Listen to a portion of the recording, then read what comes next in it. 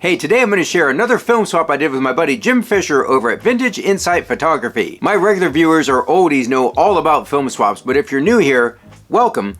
Let me explain what a film swap is. A film swap is where one photographer shoots a roll of film, then rewinds it, sends it off to another photographer to shoot over that same roll of film, giving you all kinds of funky, unpredictable double exposures. So Jim sent me a roll of Ilford HP5, which I shot here in Ohio in my Nikon N65, then rewound it and sent it back up to him in Michigan so he could shoot over that roll in his Olympus OM1. Ordinarily, each photographer would underexpose by about a stop since the film's being exposed twice, but since this film was pretty old, we just shot it at box speed. Jim developed the roll in Kodak HC110 and then sent me scans of all the images you're about to see.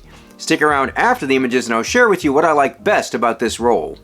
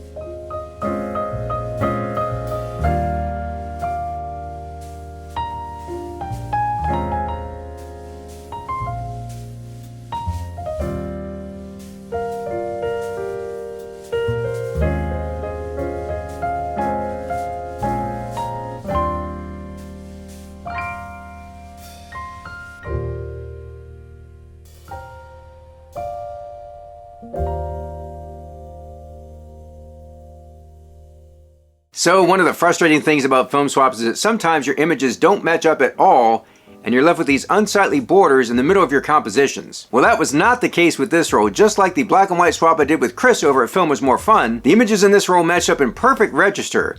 Again, we shot these on completely different cameras, so the fact that these images lined up as good as they did was pretty amazing. But the thing I liked the best was some of the cool combinations we got where things lined up just right. Like the cow's face perfectly superimposed on this tree, Mr. Peanut leaning up against the lighthouse, and the fire hydrant right in the middle of this mysterious passageway. Now the two images where Jim and I were really on the same wavelength were the ones where we both shot road signs on top of each other, and the one where we both shot vintage cars. These were a little spooky. It's like he was reading my mind. So why do a film swap if you can just make double exposures yourself? Well, film swaps are fun, and a big part of that fun is the unpredictability and anticipation. You have no idea what you're going to get ahead of time, so when you see those final images for the first time, it's a little bit of a rush. But the best part of film swaps for me is the interaction with the other photographer. The back and forth, the dialogue, the engagement, the friendship. That's where the real fun's at. And if you want to have more film swap fun, click on Jim's video popping up on the screen now.